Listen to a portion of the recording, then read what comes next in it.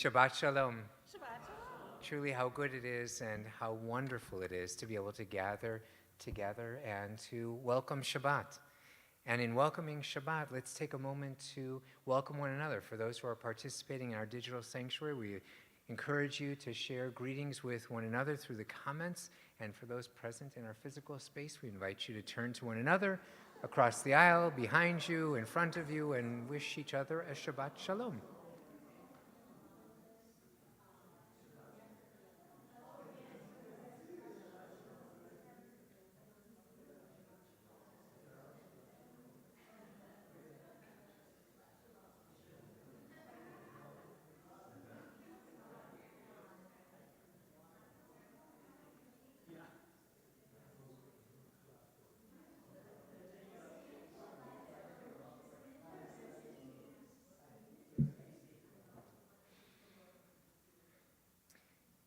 So as we welcome Shabbat, we do so with the kindling of the Sabbath lights and the Kiddush, the blessing over the fruit of the vine.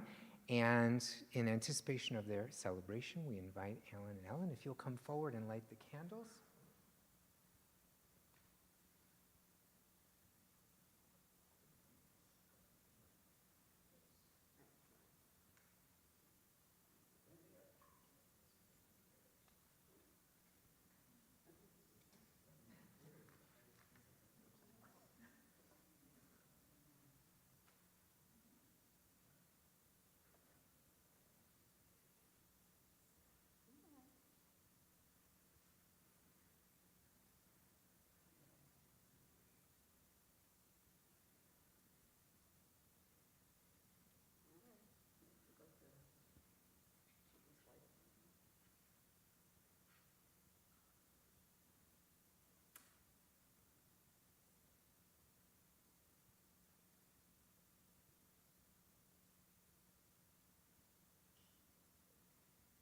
Baruch atah Adonai Eloheinu melech haolam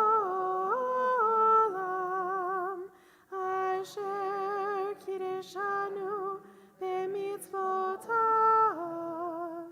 v'tzivanu lehadlik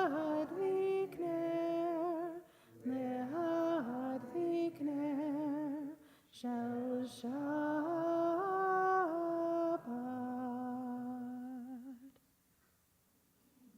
Baruch atah Adonai Eloheinu melech haolam borei peri hagafen.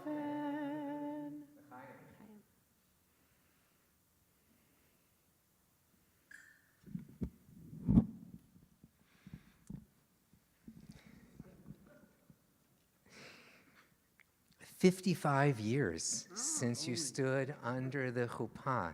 And as you shared with me before services, you've known each other 6 years before that. So 61 years since you first met. And we thank goodness for AZA and BBG, which brought the two of you together. And Alan, you had the best line that I've ever heard, and it seemed to have worked. As he was sharing the story, it's a beautiful story. So he arrives at the parking lot. He's not sure where to go for this dance or this program. It was a fireside. Fireside. Yeah. And he sees Ellen and not sure where to go, and says to her, "I will follow you for the rest of my life." And I said, "That's the T-shirt." And it's been true from that point forward. And it is just such a blessing, not only that you bring to one another and to your family, but to all of us. The commitment that you've made to one another, your commitment to Jewish life, to prayer, and to study. There are many Jews who don't take the opportunity to belong to a synagogue or to be involved in Jewish life actively. And there are many who choose to affiliate with a congregation. The two of you have affiliated with two congregations and continue to be supportive not only of your resources, but of your time and talent as well. You've given so much to this community and your commitment to being a part of our worship together and our study together and really bringing wonderful meaning and richness to everything that we have the opportunity to share together. 55 is a big number, but it's not just a big number. It's how you've chosen to live your lives together with wonderful commitment, yes, but also wonderful humor and kindness and generosity. And we hope and we pray that God will continue to bless you with life and with years, with health and with blessing. May this 56th year of celebration be one of great happiness and great blessing, but just a taste of the wonderful years that are yet to come. May we all be privileged to celebrate them together. And to this, let us all say, Amen. If this isn't a Shechianu moment, I don't know what is. And so let's join together in expressing our gratitude to God for this moment and for every moment. Baruch atah Adonai Eloheinu melech haolam shehechianu v'kimanu v'higianu b'zman hazeh.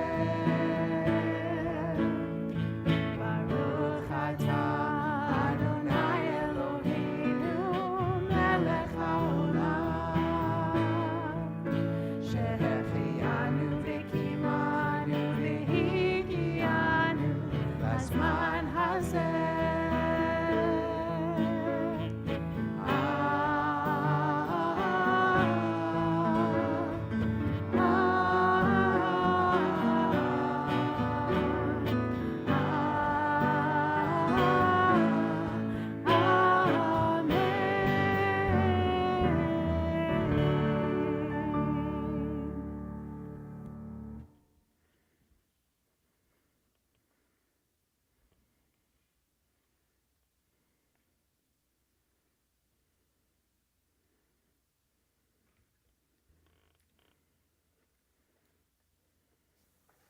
We continue our welcome of Shabbat with the Sabbath hymn, Lecha Dodi. You can find the words beginning on page 20 in the thinner volumes, page 138 in the thicker volumes of our Siddur.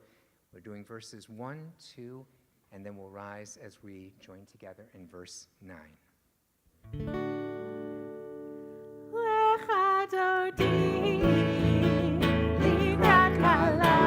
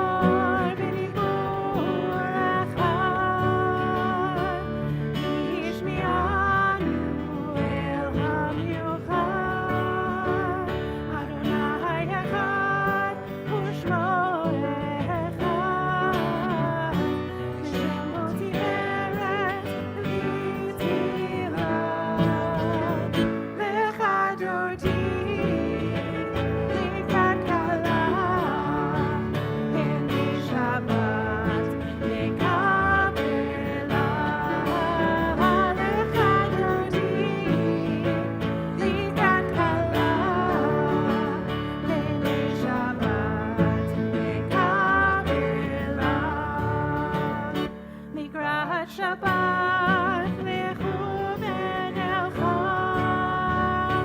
ki mekor ha'meracha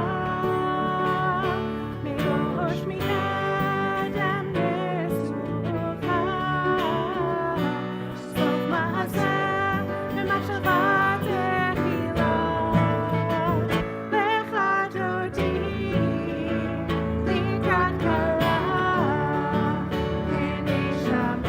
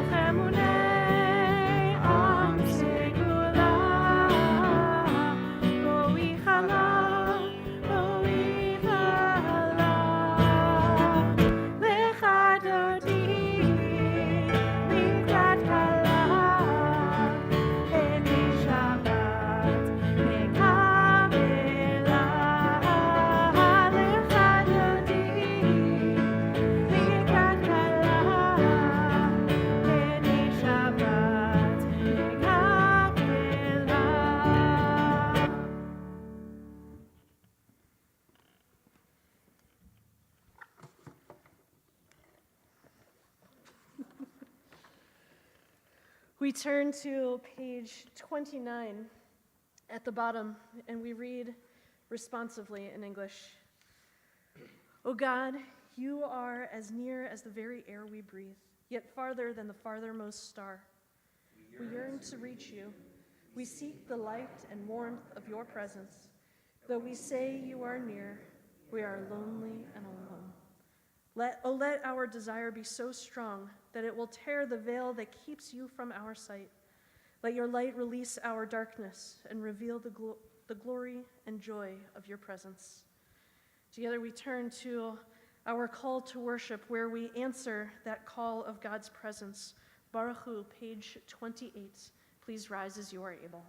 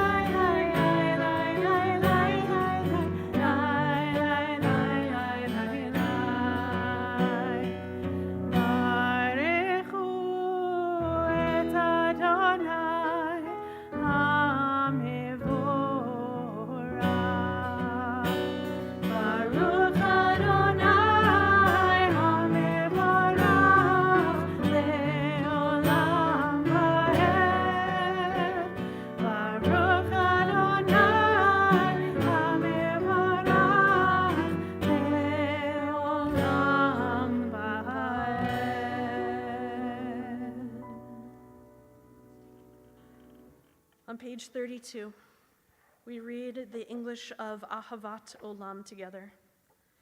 Everlasting love you offered your people Israel by teaching us Torah and mitzvot, laws and precepts. Therefore, Adonai our God, when we lie down and when we rise up, we will meditate on your laws and your commandments. We will rejoice in your Torah forever. Day and night we will reflect on them, for they are our life, and doing them lengthens our days. Never remove your love from us. Praise to you, Adonai, who loves your people Israel. Baruch atah Adonai, ohev amo Yisrael. Shema Yisrael, Adonai Eloheinu, Adonai Echad. Baruch Shem Kivod Malchuto Leolam Vaed. Ve'ahavta et Adonai Elohecha bechol levavcha uvechol nafshecha uvechol meotecha v'hayu hadvarim ha'ele asher anochi mitzavecha hayom al levavecha v'shinantam levanecha v'dibarta bam v'shivtecha b'veitecha uvlechtecha v'derech uv'shochbecha uv'kumecha ug'shartam le'ot al yadecha v'hayu letotafot b'neinecha Uchtavtam al mezuzot beitecha uvisharecha leman tizkeru vasitem leko mitzvotai mitem kedoshim lelohechem ani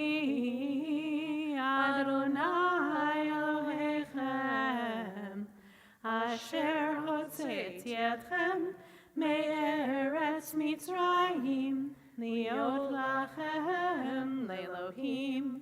Ani Adonai Elohechem, Adonai Elohechem, Emet. Page 39 at the top. Together we read, standing on the parted shores of history, we still believe what we were taught before ever we stood at Sinai's foot, that wherever we go, it is eternally Egypt, that there is a better place, a promised land, that the winding way to that promise passes through the wilderness, that there is no way to get from here to there except by joining hands, marching together.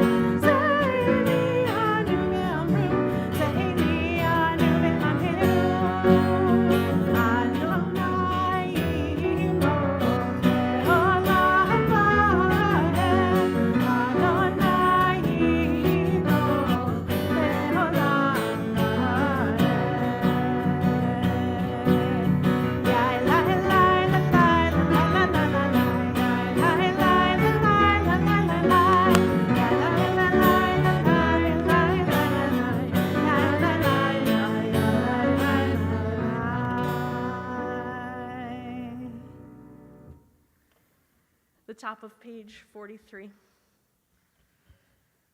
Let there be love and understanding among us.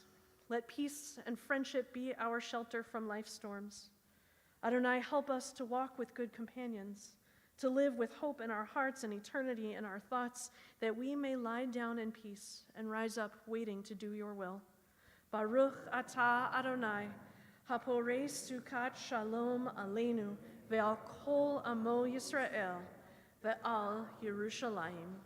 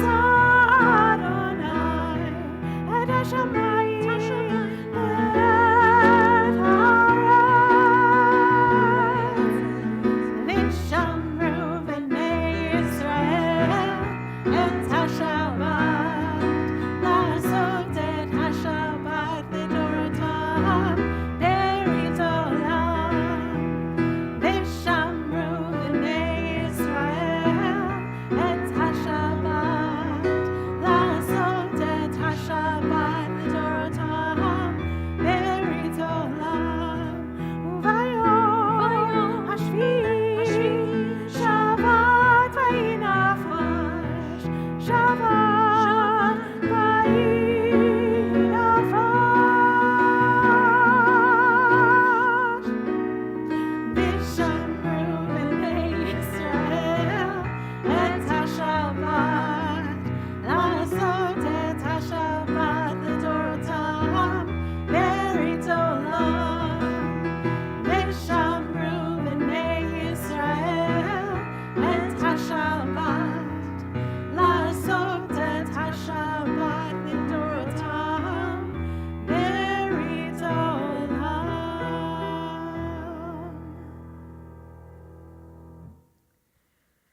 turn to the center of our worship, HaTfilah, the central prayer, beginning on page 46. Please rise as you are able.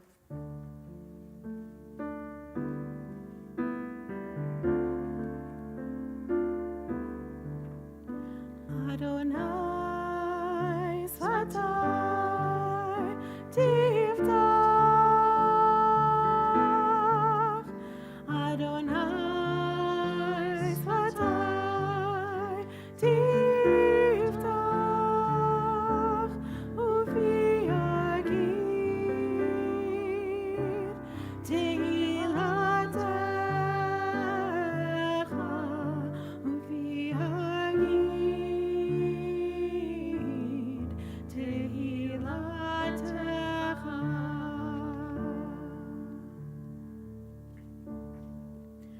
Baruch atah Adonai Eloheinu v'Elohei Avotenu v'Imotenu Elohei Avraham Elohei Yitzchak Elohei Yaakov Elohei Sarah Elohei Rivka Elohei Rachel Elohei Leah Ha'el Hagadol Hagibor V'Hanora El Elyon Gomel Chasadim Tovim V'Konei Hakol V'Zocher Chastei Avot V'Imahot Umevi Geula Livnei V'neihem Lema'an Shemo Be'ahava Melech Ozer U'Moshia U'Magen Baruch atah Adonai Magen Avraham Ve'ezrat Sarah Atah Gibor Le'olam Adonai B'chayei HaKol Atah Rav Le'Hoshia Morid Hatal Mechakel Chaim B'Chesed Mechayei HaKol Berachamim Rabim Somech Noflim Verofeh Cholim Umatir Asurim Umkayem Emunato Lishenei Afar Michamocha Ba'al Gevurot Umido Melach Melech Meimit Mechayeh Umatzmiach Yeshua V'ne'eman atah l'chachayot hakol Baruch atah Adonai Mechayeh hakol. Please be seated. We take these next few moments for the prayers not necessarily written on the pages of our prayer books, but the prayers that are written on the pages of our hearts and our lives in this moment of silent reflection.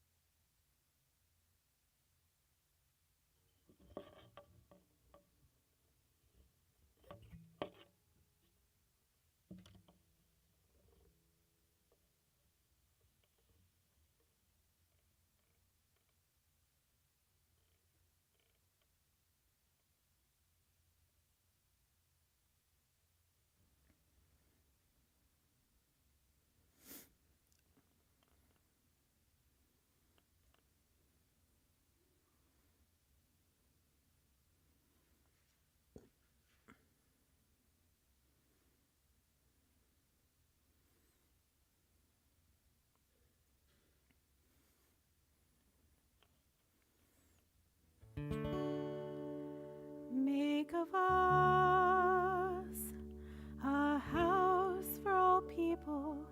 Gather us in hope for all people. Surround us in peace for all people, in wholeness and in love. Page 60, Shalom Rav, a prayer of peace, page 60. Shalom Rav Yisrael Amcha Tasim Le'olam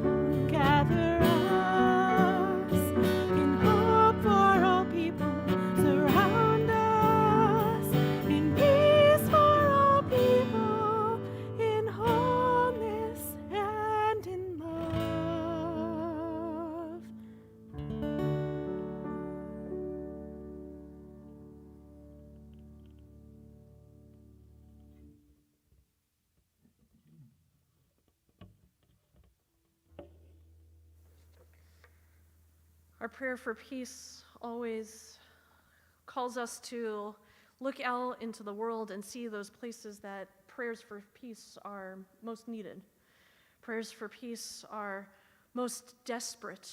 And in our prayer for peace, the Jewish people can't help but turn our thoughts towards our prayers for Israel. We turn in our prayer book to page 259. Pray for the peace of Jerusalem. May those who love you prosper. At the bottom of the page, we read together, O Heavenly One, protector and redeemer of Israel, bless the state of Israel, which marks the dawning of hope for all who seek peace. Shield it beneath the wings of your love, spread over it the canopy of your peace. Send your light and truth to all who lead and advise, guiding them with your good counsel. Establish peace in the land and fullness of joy for all who dwell there. Amen. Our prayers call us to different places in the world, and our prayers call us to different people in our lives. People who could use an extra prayer, an extra blessing, maybe a blessing of body, a blessing of spirit, or a blessing of soul. And so I invite you, if you're joining us in our digital sanctuary and would like to share a prayer for someone whom you are thinking of, to write their name into the comment section. And if you're joining us here in our physical sanctuary, to rise and say the name of someone whom you are thinking of aloud. Thank you. Thank you. Thank you. Thank you. Thank you. Thank you.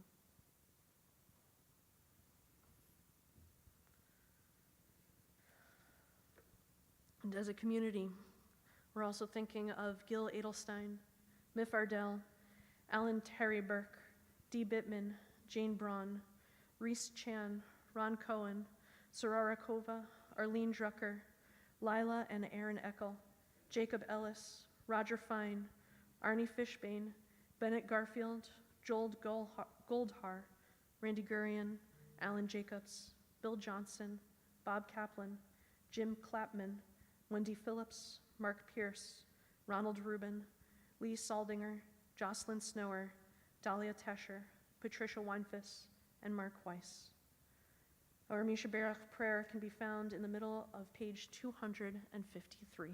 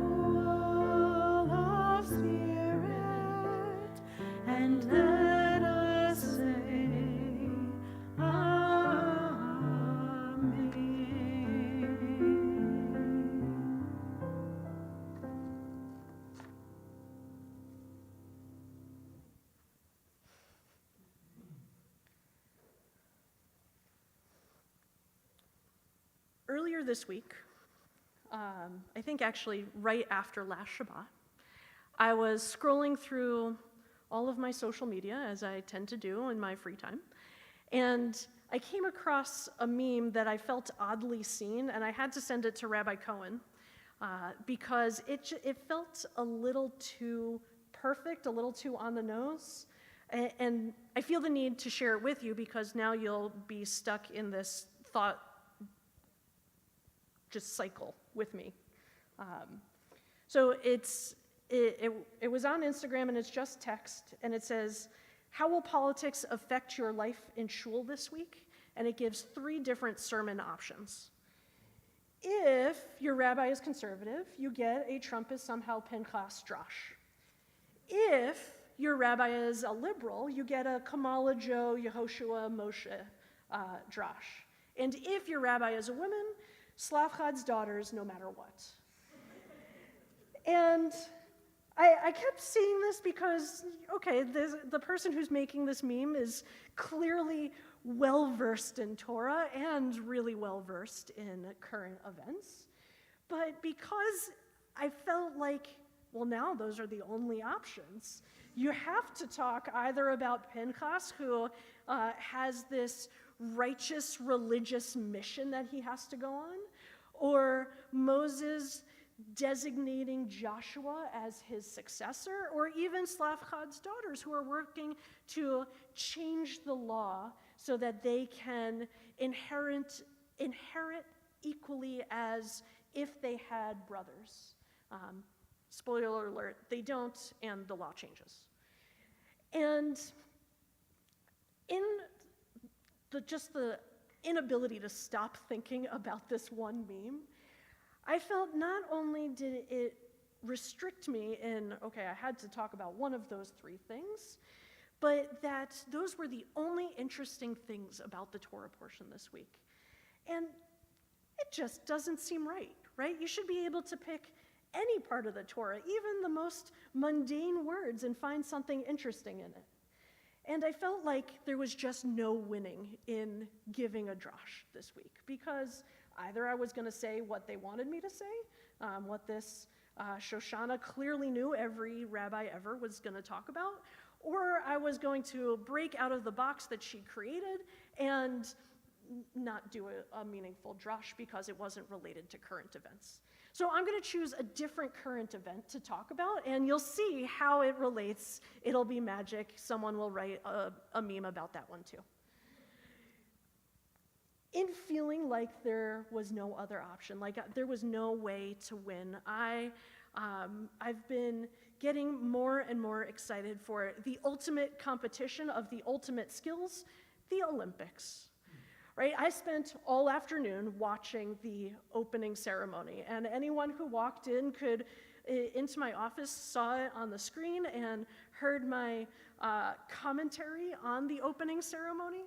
I won't spoil that for you. You should go watch it. It was very interesting.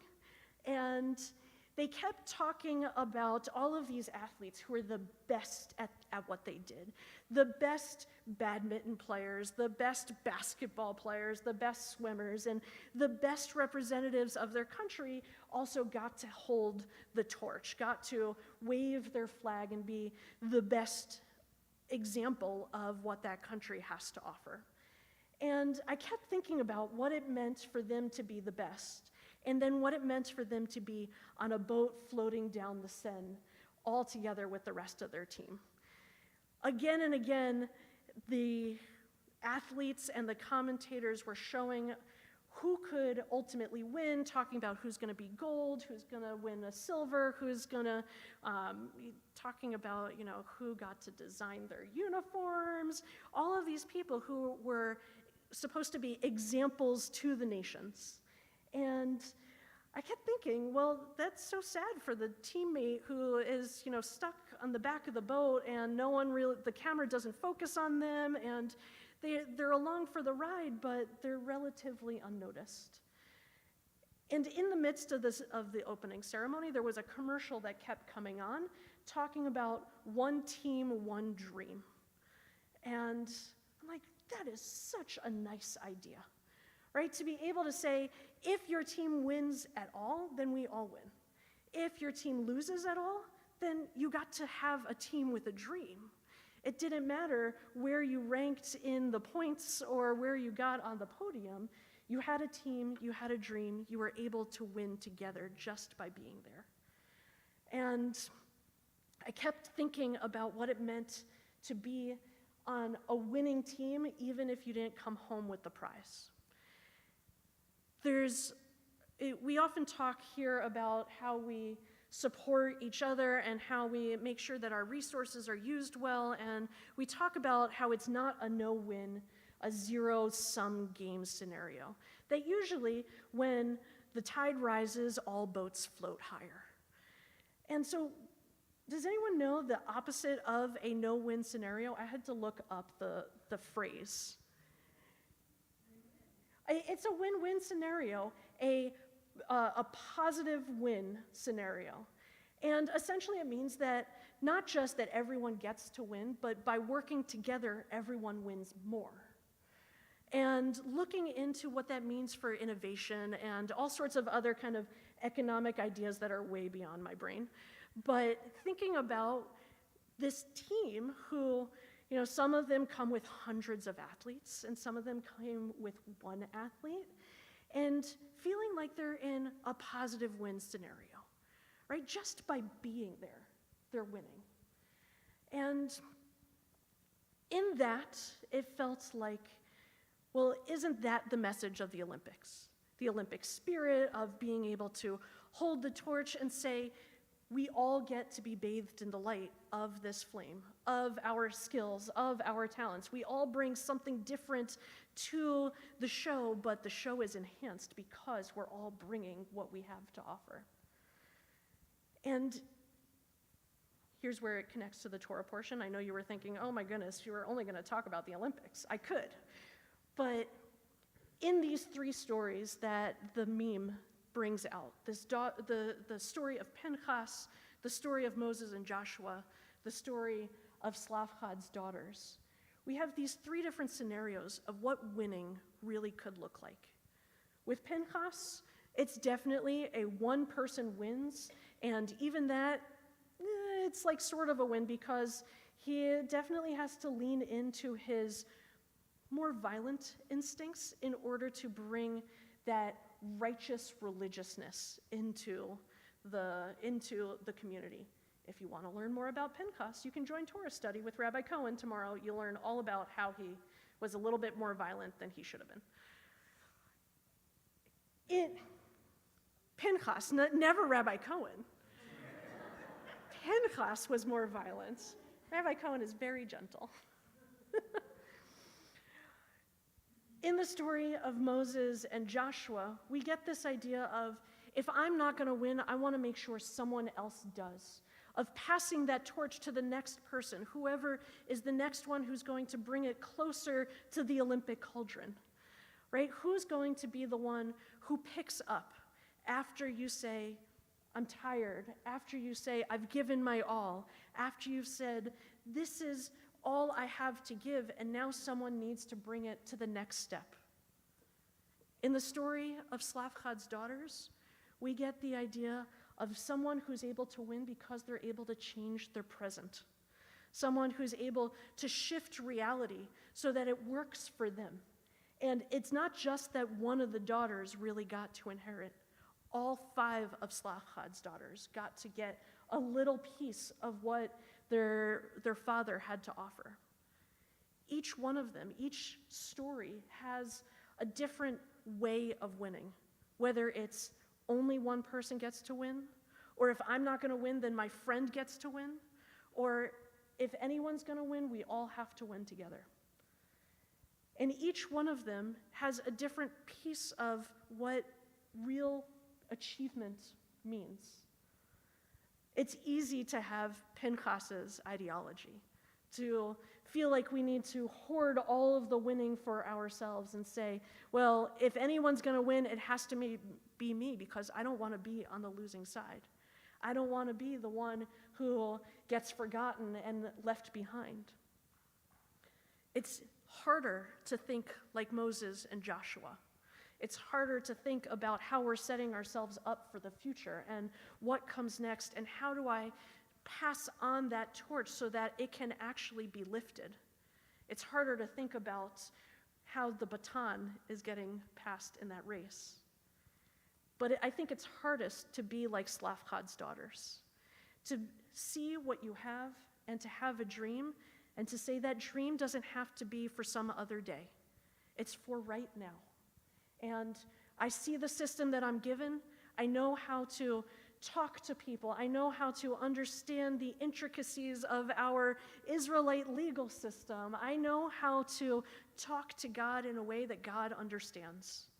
And I know how to change what I have right now so that it doesn't work for just me, but it works for everyone like me too.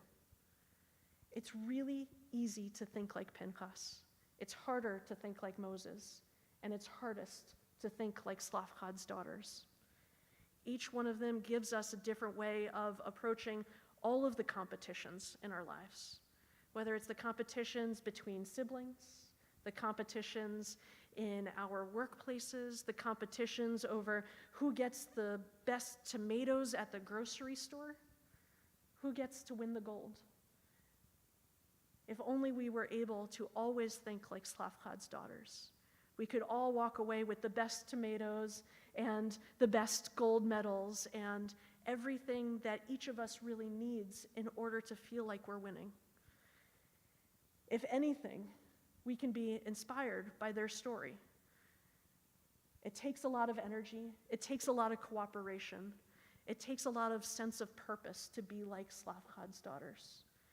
But if anyone's going to see you and to notice your power in the world, it's going to be when you act as if we all can win, as if we have that positive sum game. If there's any mission that we have during these competitive times, during this Olympic season, it can be to be more like those daughters. Shabbat Shalom. Thank you.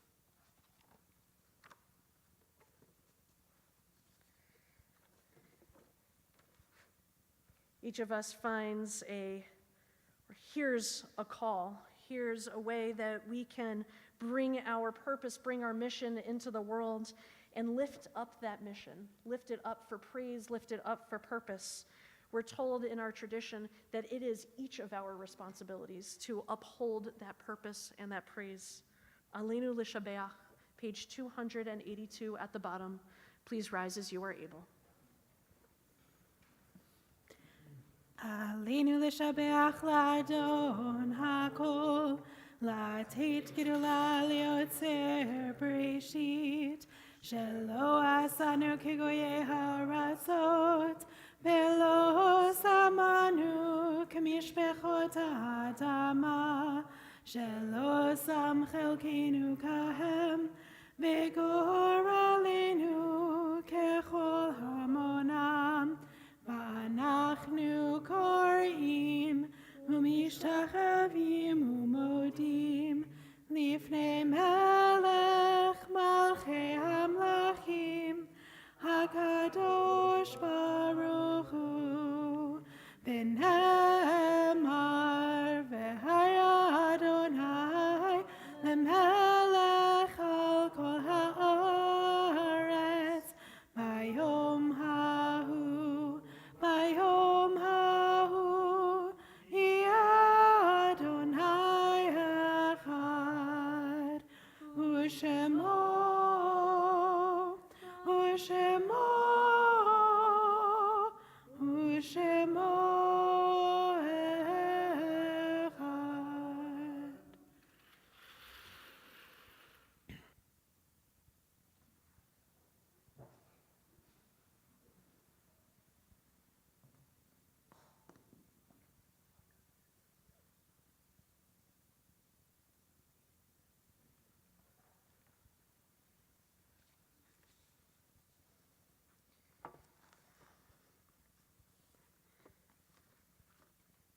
At this point in our service, we think of those who are no longer physically present in our everyday lives, but forever remain a part of our hearts, our minds, and our souls.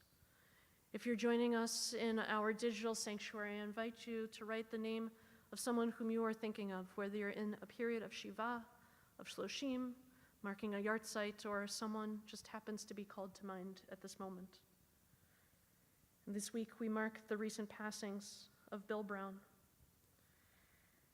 and the passing just this week of Florence Birnbaum and Beth Weiner, wife of Mark and mother of Haley and Lindsay. This week also marks the yard sites of Adeline Brown, Maxine Cohn, Sarah Davis, Sarah Dexter, Ronald Dworkin, Kathleen Furbos, Tabitha Franks, Roselle Garfield, Tim Gehrig, Nellie Goldberg, Howie Greenstein, Richard Hitt, Ken Jepson, Marvin Kagan, Catherine Katz, Maury Laskin, Saul Lev, William Levy, Harriet Lewenthal, Minnie Litsky, Leonard Lenny Mactus, Florence Miller, Thomas James Papadis, Betty Schiffman, William Siegel, Francis Wachter, David Waldman, Arthur Weil, Michael Wilkie, and Rose Wolf. I invite anyone in our physical sanctuary to rise and say the name of whom you are remembering. Thank you. Thank you. Thank you.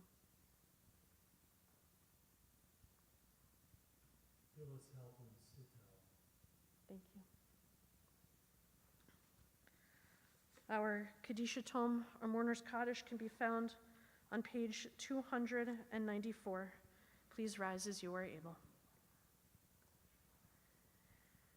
Yitkadal v'yitkadash shemei Rabbah, be'alma divrach chirutei v'amlich malchutei, b'chayachon uvyomechon, u'chayed kol Beit Yisrael, ba'agalal v'itman kariv v'imru, amen.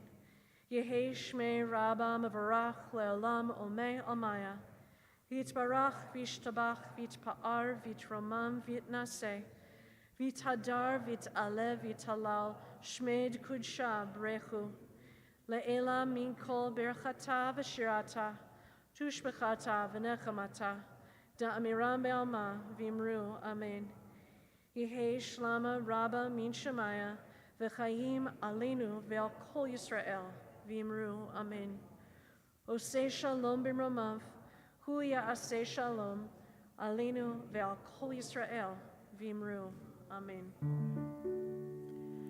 Oseh shalom b'mromav, hu ya'aseh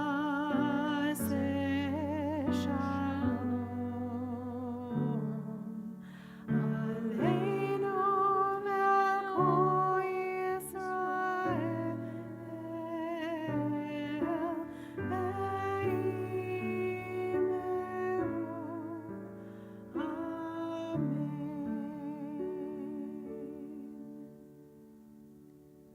Zichronam livracha, may their memories forever and always be for a blessing. And together we say, Amen. Please be seated.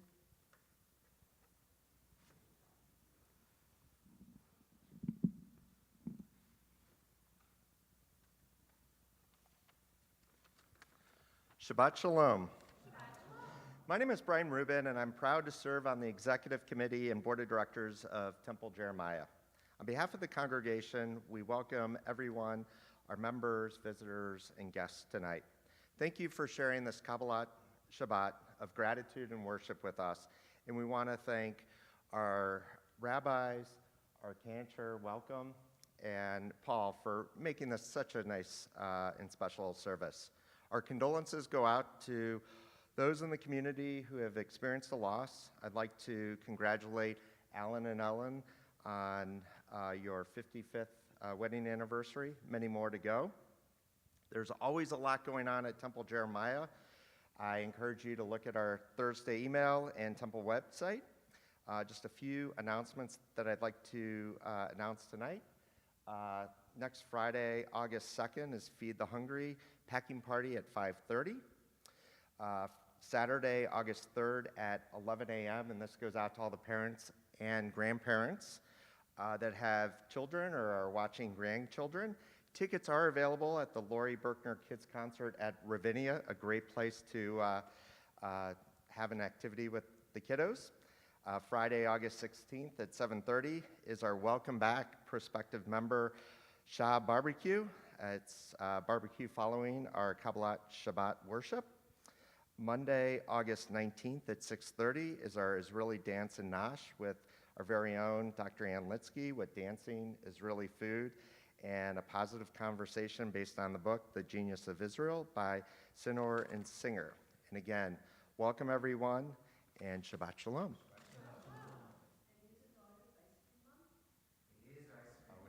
August is ice cream month, the best month of the year. Danny has a long lineup of 5 different Shabbats of ice cream, each one different. So come to every Shabbat and get a little something for every flavor. Just a taste of the wonderful ice creams that are yet to come.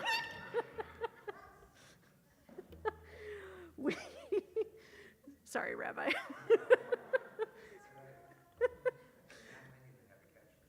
There aren't many that have a catchphrase, and if you have it, you got to use it. We conclude our service, Hinei Matov, how wonderful it is that we are able to gather together. Page 340, the second from the top. Please rise and remain standing for our closing song and blessing.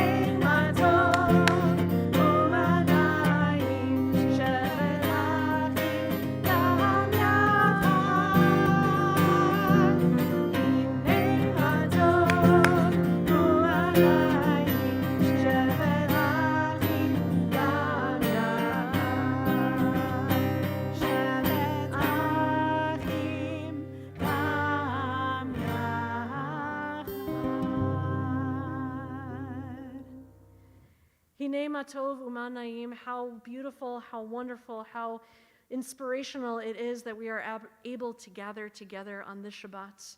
How wonderful and beautiful it is that we are able to achieve more when we work together. How beautiful and wonderful it is that we are able to use the energy, the inspiration, the feelings of this Shabbat to guide us through the week and bring us back for another Shabbat together. Hinei Matov Umanaim, how beautiful this Shabbat is together. Shabbat Shalom. Shabbat.